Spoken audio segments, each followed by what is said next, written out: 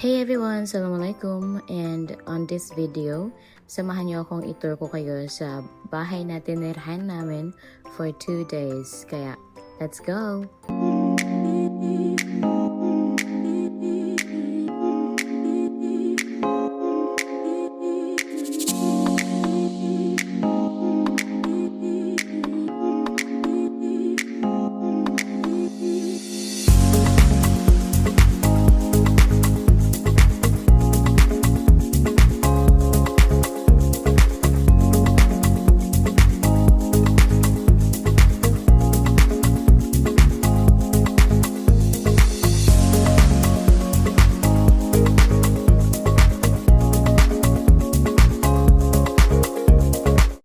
So this is the front door. As you can see, there are 4 doors.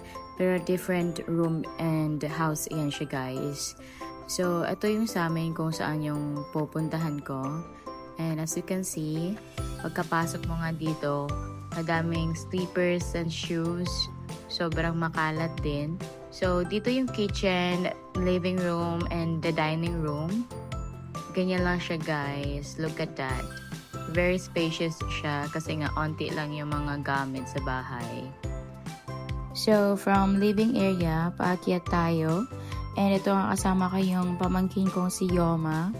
And look at the stairs, guys. Sobrang ganda. Made of wood siya, ha. And sobrang tibay niya. And pagka akyat mga dito, ganyan siya, guys. Sobrang spacious sa taas. And actually, there are 3 double decks here. So, kasama ko dito natulog yung kuya ko, ayan. And yung isa ko pang bunsong kapatid, and yung pinsan ko. So, dito din yung mag-ama ko, and ayan. May isang bed sa gitna, 2 sofa, and may pa-window sila dito, guys. Which is sobrang ganda pag around like 5 a.m. in the morning. Sobrang yung fog, feeling mo may aircon sa labas. And pagkalabas ganyan, tanaw mo yung green trees. Parang anytime feeling ko may lalabas ng panda or bear, tas kakawayan ka. Diba? Ang cute. Then, from living area naman, pababa naman tayo. So, yung style kasi guys ng bahay, from the front, parang siyang 2-story lang. Pero pagkapasok mo sa loob, 3-story pala siya. So, yung nangyayari, itong baba, na parang ano siya, like underground. So, eto, may 3 rooms and isang CR dito. So, ganyan yung itsura niya sa baba, guys. And sa first room natin, dito yung kapatid kong si Amil at yung asawa niya si Isang and yung pamangkin ko si Kuya MG. So, ganyan yung itsura ng first room nila, guys. Nahiya pa nga yung sister-in-law ko eh. So, let's go with second room, the master's bedroom. Dito si Mama at si Ate Minette. Ayan. Ang ganda ng kwarto nila, diba? And then, sa third room naman, dito si Ika, yung sister ko, pati yung husband and yung mga anak niya, syempre. Dito sila. And then, pagkalabas mo nga sa room nila, makikita mo agad yung CR sa baba. So, ganyan lang yung itsura ng CR nila, guys, sa baba. Ayan. So, good thing, madaming CR sa bahay na to. So, ayan, natapos na rin nating itour yung mga rooms dito. So, pakyat tayo ulit sa living area. And, ayan yung 2 kong kapatid. So, here's the babies. Ayan. Ang ganda talaga, diba? Sobrang spacious niya, guys. And, hindi siya masakit kasi nga, onti lang yung gamit. So, feel free talaga yung takbo ng mga bata dito. And, after nating nasa living area, lalabas naman tayo dito. And, ganyan siya, guys, sa labas. Mashallah. Very bad, diba? Kung gusto mong mag-coffee or mag-muni-muni, ayan. Sobrang tahimik. Walang maiingay na or bad pollutions. Ayan. Sobrang tahimik talaga, guys. And, even yung mga kapitbahay nyo, ganun din. Walang kaingay-ingay. Kaya, ang sarap lang talaga magstay dito. Feeling ko tuloy nasa province ako. Ayan, then may hagdanan siya, guys, pababa. Kung gusto mong lumabas, meron din naman ditong daanan. And dyan actually nagpe-play yung mga babies namin pag hindi mainit yung araw. Then going back here sa kitchen, ayan, nagkukunwari na naman tayo na kunwari tayo yung nag-prepare ng food, pero yung totoo is hindi. Taga-hugas, taga-chop-chop lang tayo. Yung totoong tagaluto namin are boys, etong naka-black, at yung isa kong brother-in-law na si Tongtong from Tawi-Tawi. Sila yung mga chef sa pamilya namin. Wow!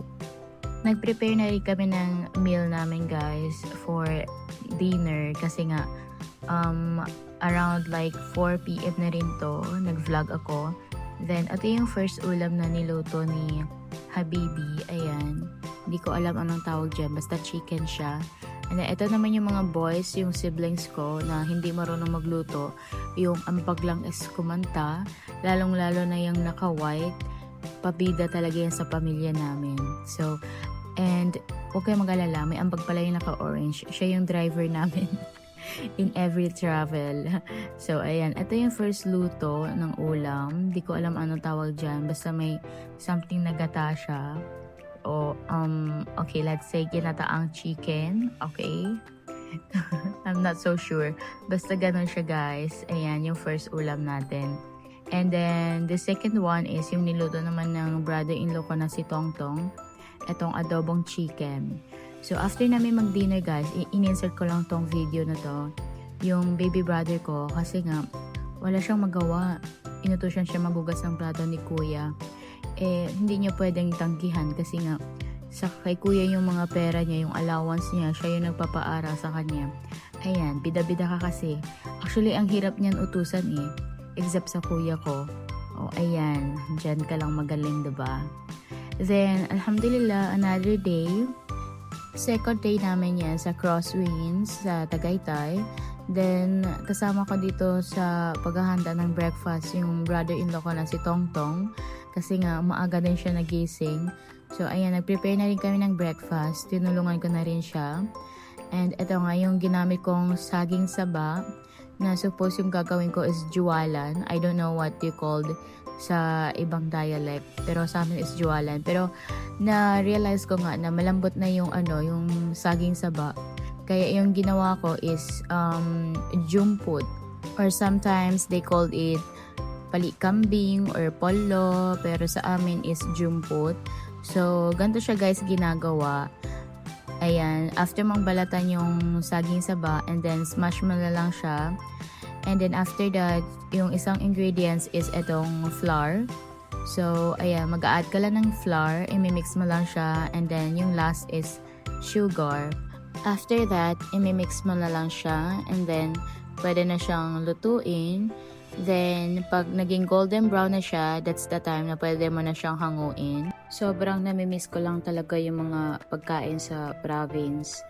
And isa to sa mga niluluto namin tuwing umaga or merienda. Kasi nga, pwede siyang i-partner mo sa coffee. So, alam mo yun, kahit nasa lupalop ka ng mundo, mamimiss mo talaga yung mga pagkain na kinalakihan mo sa province. So, hanggang dito na lang guys. Thank you so much for watching and I hope you enjoyed this video. Goodbye!